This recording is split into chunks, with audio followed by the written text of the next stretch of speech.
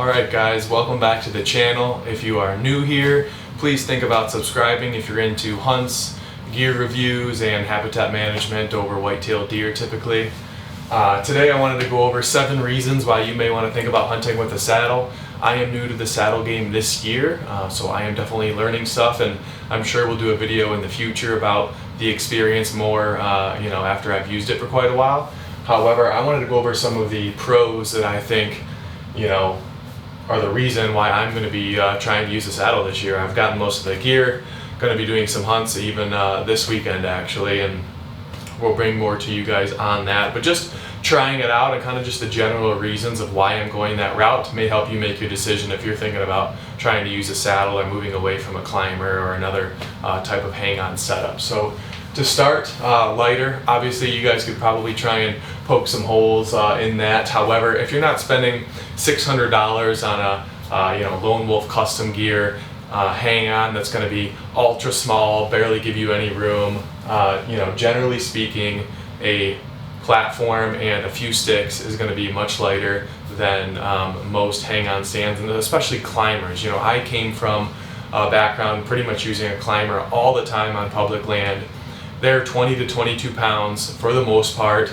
The typical Summit, the typical even sit and climb Lone Wolf. I know they have a hand climber and a couple of others that may shave a few pounds, but generally speaking, a small 12-inch, 14-inch, whatever platform, that's 4 pounds, and then a set of sticks could be a little bit cheaper, and it's definitely going to be lighter. And being able to carry that along with being more compact is one of the reasons that I'm also going to be utilizing it, especially for my public land hunts. Right? When you think about a climber, you typically have a couple cables or something to that effect, and it's grabbing tree branches, a lot of clinking, especially those old Summits. If you guys have used those, I'm really looking forward to not having to deal with that. Even if it was every once in a while, or you jimmy rigged something, it was still super annoying when you're in a rush, you're trying to go and get into a tree as quick as you can.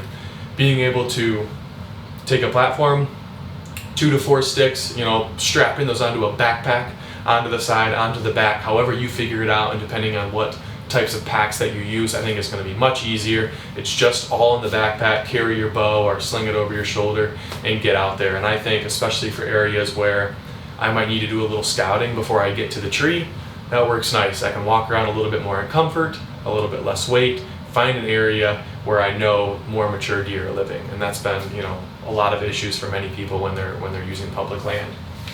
Facing the tree for setup and gear. What I mean by that is once you get up into your saddle and you're standing on your platform, you are facing the tree.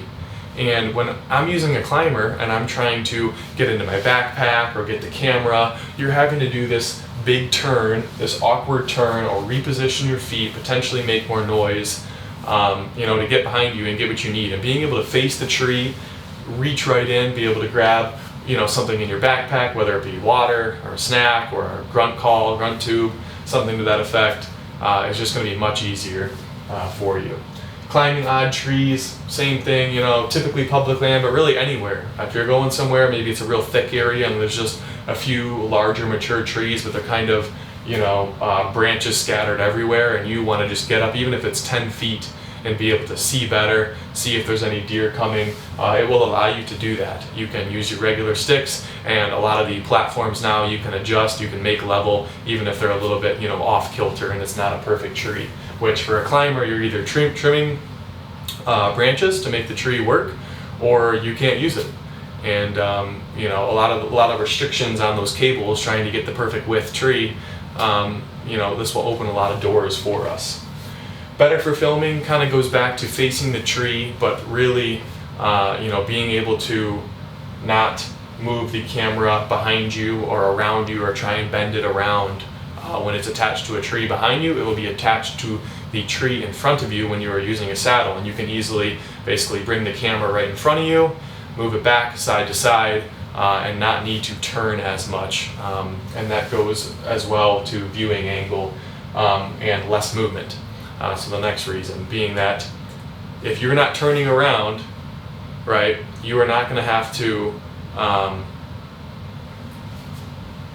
if you are not turning around to grab your camera and it's right in front of you and you're moving just slightly your arms, or maybe, there's different camera arm lengths, of course, but less movement is ultimately going to give you a better chance of not spooking a mature buck when it comes in. And easier shooting.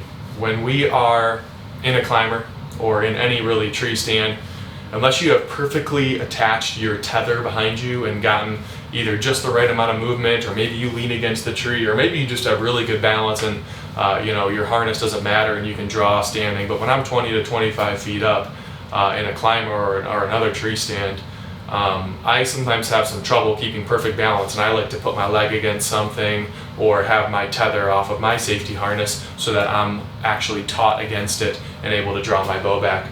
But in a saddle, you are consistently going to have that tension against the tree.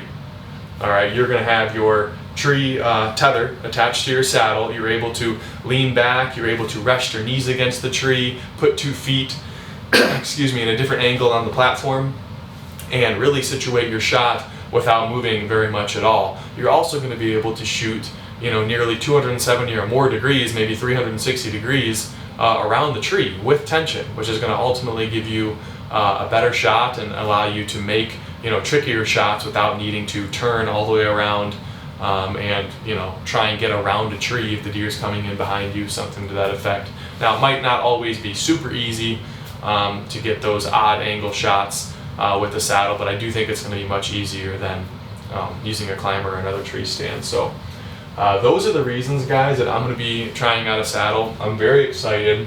I definitely think it will increase the odds, at the very least, of when I have a mature buck come in next, being able to get a good shot off, be ready, move less, and scout better, lighter setup, and be able to get to my gear a little easier as well. So I hope that helps you make a decision if that's something that you're considering.